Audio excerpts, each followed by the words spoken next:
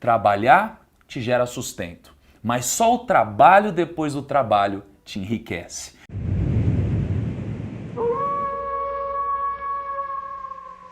Essa frase profunda, ela faz muito sentido para mim, muito sentido para minha vida, porque de fato, se você for um vendedor de horas, você dificilmente vai enriquecer ou vai atingir ali aquela tão almejada independência financeira ou uma estabilidade financeira.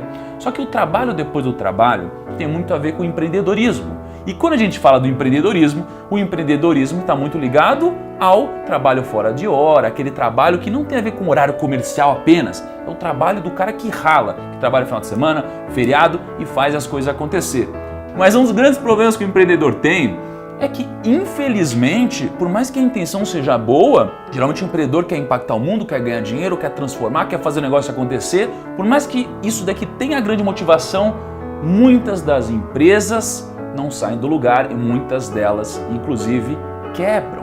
Eu sei o que é passar por isso e conheço muitas pessoas que também passaram por esse tipo de problema. E pensando nisso, qual que é um dos principais problemas que as empresas enfrentam? Dinheiro, primos, dinheiro. Fazer a gestão financeira do negócio não é tão simples quanto parece. No papel e na planilha do Excel parece que é muito fácil, mas na prática, no dia a dia, isso fica cada vez mais difícil, cada vez mais impossível e principalmente quando o negócio começa a ganhar um nível de complexidade a mais. Pensando nisso, para te ajudar, eu formulei aqui 10 dicas infalíveis para te ajudar no mundo das finanças aqui da sua empresa. A primeira dica, ela pode parecer simples, mas tem algumas pegadinhas aqui. A dica é a seguinte: saiba precificar o seu produto. E aí você vai pensar, é muito fácil fazer isso, só que não é tão fácil assim.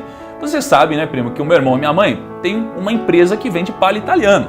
Só que essa palha italiana tem um custo. E vamos supor que o custo seja aqui de 85 centavos a unidade. Aí o meu irmão pensa, poxa, eu gasto 85 centavos para fazer essa palha. Se eu fosse vender essa palha a, sei lá, R$1, eu ganharia 15 centavos por palha. Olha que legal, eu vou ganhar dinheiro. Se eu vender 100 palhas, eu vou ganhar 100 vezes 15. E aí, o que acontece? Eu talvez comece um negócio achando que eu vou ter muito lucro. Mas na prática, será que é isso daí que acontece? Não é bem assim.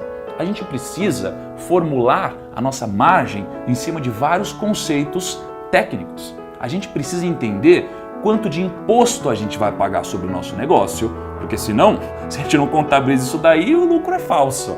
A gente precisa contabilizar o reinvestimento no nosso próprio negócio, aliás. A gente precisa se preocupar com a nossa margem de lucro, com quanto a gente vai se pagar, o quanto que vai entrar uma espécie de prolabore na nossa conta, né? A gente vai falar sobre essa dica mais para frente, sobre separar o dinheiro da empresa e o seu dinheiro, mas tem tanta coisa aqui que você precisa levar isso muito a sério. E no caso do meu irmão, sabe uma coisa que ele não contabilizou quando ele estava precificando a palha? O frete, o transporte, porque ele entrega produtos que tem uma margem até que alta, mas com ticket muito baixo. Quando você vende uma coisa por um preço muito baixo, o frete impacta muito. E ele não levou em consideração o tamanho desse impacto, certo? Então, vai aí a primeira dica para você precificar o seu produto corretamente. E aí vem a segunda dica. Qual que é a segunda dica? Também tem a ver com precificação, mas na primeira dica a gente estava falando sobre precificar o produto para que você consiga refletir no preço da sua mercadoria ou do seu serviço a margem de lucro e tudo que você precisa ter. Você precisa contabilizar. Mas do que adianta você fazer isso se o seu preço não for condizente com o mercado? Quando você vai chegar ao consenso de por quanto você vai vender o seu serviço, o seu produto, você precisa juntar o quanto você precisa vender pelo preço de mercado, por como seus concorrentes estão fazendo esse tipo de venda, enfim, como eles estão gerando a receita deles. Então você tem que sempre fazer o que é uma pesquisa de mercado, mas não é aquela mega pesquisa. Teve uma época que eu trabalhei na Hershey's, vocês sabem, né? Eu trabalhei na Hershey's 6 meses, uma empresa de chocolate, e em 6 meses eu engordei 16 quilos, cara, olha isso. E desde então eu nunca consegui voltar à realidade que eu tinha. Só que uma coisa eu aprendi na Hershey's. A Hershey's, ela era uma joint venture com a Balduco aqui. E aí o Carlo Balduco, era velhinho e tal, uma coisa que ele me ensinou é que ele, com o dinheiro que ele tinha, com todo o conhecimento que ele tinha e acesso, ele vivia todos os dias indo em vários pontos de venda no mercado para ver o preço que os concorrentes estavam colocando lá na gôndola. E isso fazia ele sentir o mercado, fazia entender se o consumidor estava engajando com isso e por incrível que parível, era parte integrante da decisão que ele tomava posteriormente sobre por quanto iria vender o produto, até gerava muitas ideias novas. Então, toma essa dica, ela é muito importante. Não adianta vender pelo preço que você quer. Existe um meio termo entre o preço que você quer, deve e o preço de mercado. E aí a gente vem para a terceira dica, que é planejar suas receitas e suas despesas para que o seu negócio tenha continuidade. Eu conheço uma pessoa, que eu não vou citar nomes aqui, certo? Que gasta tudo que ganha. Então assim, o que a gente aprende? A gente aprende que quando a gente está começando um negócio, a gente quer tudo muito imediato, então a gente nem pensa no futuro, a gente acha que tudo é curto prazo, mas o que a gente esquece é que o futuro vai chegar. O futuro vai chegar e se a gente não se planejar para ele, o que vai acontecer? Vai acontecer alguma coisa errada, alguma coisa que não é positiva, vai dar algum problema. Então a gente precisa planejar o futuro da nossa empresa para que ela tenha uma continuidade. Até porque se a empresa não tiver uma continuidade, uma projeção, você nunca vai conseguir falar do seu negócio para outras pessoas. Como você acha que os negócios são vendidos? Bom, você vai apresentar uma projeção dos negócios. Se você não tiver isso, você não vai conseguir mensurar e quem não mensura, não melhora. E temos a quarta dica, definir metas de receita superiores ao seu gasto. Nossa, parece tão simples, né? Tão banal essa dica, mas eu te pergunto, você faz isso no seu negócio? Você projeta, você tem metas próprias? Porque é muito fácil quando a gente entra numa empresa ter metas estabelecidas, né, numa empresa grande, ter metas estabelecidas para tentar cumprir ela. E veja só, quando você tem metas, você não faz de tudo para bater essas metas, para atingir os resultados? E a mesma coisa acontece quando você se coloca metas na sua empresa. Você precisa fazer isso. Sem metas a gente não vai chegar longe. Quinta dica, controlar tudo que entra e tudo que sai. É o famoso gerenciamento do fluxo de caixa. Só que aí você ouve esse nome complexo que te distancia do vídeo, não sai do vídeo, tá? E você se assusta, porque a gente acha que, meu Deus, eu estou montando um negócio, eu preciso ser profissional em fluxo de caixa, pô, na faculdade, enfim, eu nunca consegui entender esses conceitos. Preciso ser um profissional? Não, você não precisa ser um profissional, mas você precisa entender um mínimo sobre o assunto, porque ninguém vai dar tanto valor para o fluxo de caixa do seu negócio como você mesmo. Ok? Principalmente se você for um micro e pequeno empreendedor. Você precisa valorizar muito isso. Só que, obviamente, por que você não precisa ser um profissional nisso? Porque, veja, você precisa ter um grau de habilidades multidisciplinar. Então você precisa entender médio de tudo. Você está gerenciando um negócio. Tá? Você não precisa ser específico em uma única coisa, então você precisa entender sobre tudo. Agora, como que você vai aprender sobre fluxo de caixa? Uma das outras alternativas é você acessar o site do Sebrae. Porque, pô, como eu te disse, sem as informações dele eu não conseguiria montar essas dicas e no site do Sebrae, que sempre apoia o micro e pequeno empreendedor, você vai ter muito mais informação sobre isso. Então, você precisa sempre ficar esperto em quem apoia o que você está fazendo. E a sexta dica é sobre estoque. Kaique, imagina o seguinte, minha mãe e meu irmão vendem palhas italianas, certo? Só que eles não têm uma mega empresa, eles são pequenininhos ali, estão começando e eles fazem tudo em casa, tá? Se você entrar lá em casa, você acha que vai ter cheiro do quê, cara? Palha italiana, exatamente. E para fazer isso eles precisam de matéria-prima. Só que quando você entra lá em casa, você não vai ver um estoque gigantesco, você não tem um galpão de estoque, você tem um super armário. E a gestão de estoque é muito importante para o seu sucesso, principalmente quando o negócio está começando. Porque veja só, o negócio está começando, a gente sabe que se a gente comprar em larga escala, a gente vai ter benefícios competitivos, vai pagar menos pelos produtos, mas quando a gente está começando, a gente não tem um fluxo de caixa que permite que a gente gaste muito dinheiro, depois fature e tudo mais, é tudo muito contadinho. Então, uma dica de ouro aqui é não montar um estoque gigantesco no começo, e sim montar um estoque enxuto, em que você sempre tenha um excedente do que você produz, mas também não tanto assim. Obviamente estamos falando aqui de produtos, tá? Não para quem vende serviço, que é o estoque está na sua mente, né? E a dica 7 tem a ver com controle de receitas e despesas. Eu tenho um amigo que chama João, ele tem uma loja de roupa, vende tênis, vende tudo. Só que muitas vezes ele não vende para o consumidor final, ele vende para uma outra loja de roupa, tá? Então imagina, ele vai, gasta um dinheiro para poder ter um estoque de produtos dele. Então ele já pagou, ok? O fluxo de caixa dele está negativo aqui.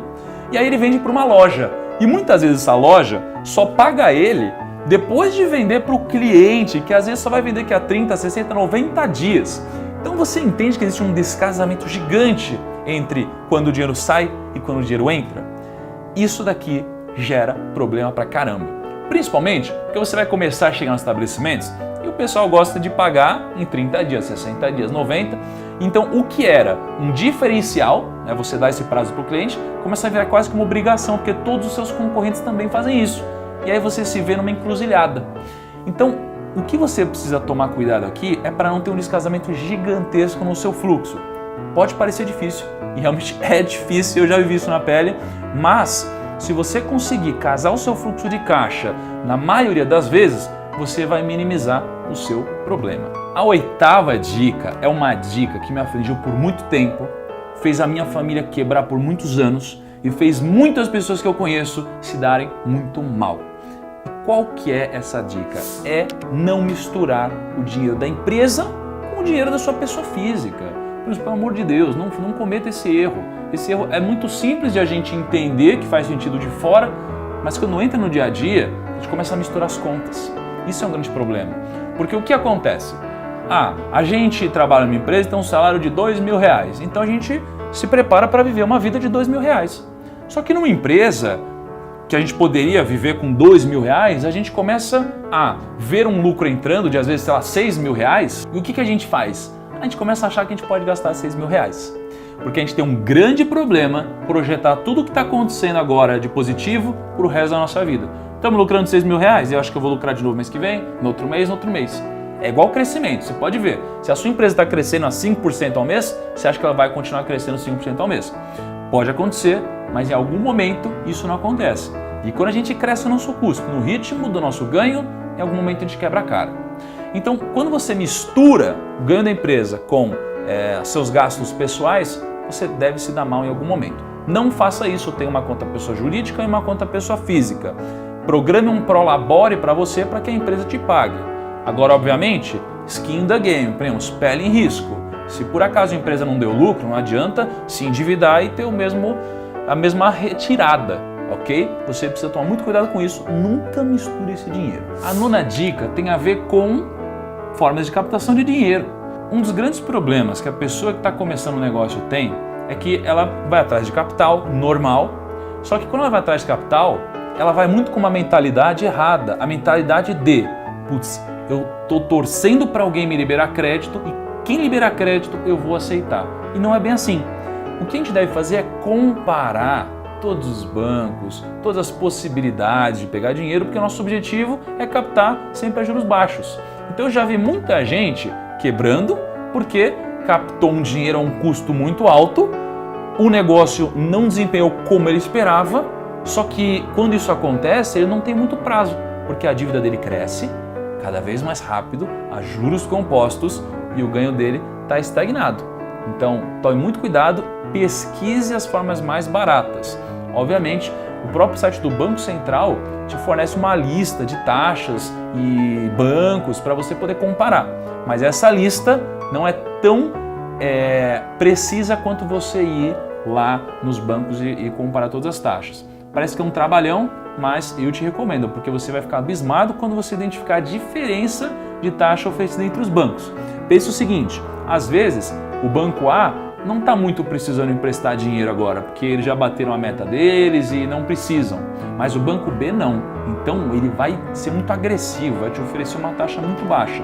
Se você vai em todos os bancos ou nos principais, você vai ter opções. E ter opções diversifica o seu risco e aumenta as suas chances de ter sucesso. E a 10ª dica tem a ver também com crédito, mas é a dica de que eu só recomendo que você recorra ao crédito depois que todas as suas opções forem escassas, porque toda dívida te fragiliza, tá?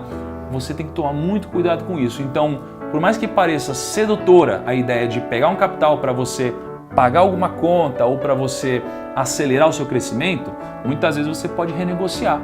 Então, a gente fica muitas vezes com medo, eu fiquei já com medo, de chegar para um cliente e falar, cara, não vai dar para te pagar agora, me ajuda, sabe? E a gente fica com medo de fazer isso, a gente acaba pegando um empréstimo para pagar, às vezes, um fornecedor. Mas a gente colocar o fornecedor do nosso lado, alinhar ele com o nosso pensamento, também é legal. Para o fornecedor não é bom que a gente quebre, entendeu? Então abrir o jogo com ele, às vezes pode permitir que a gente flexibilize prazos, que a gente tenha um longo prazo muito mais positivo e saudável e também até gera um relacionamento, por incrível que pareça. Tá? Quando você abre as suas fragilidades, muitas vezes os seus parceiros se sensibilizam e gera muito mais relacionamento.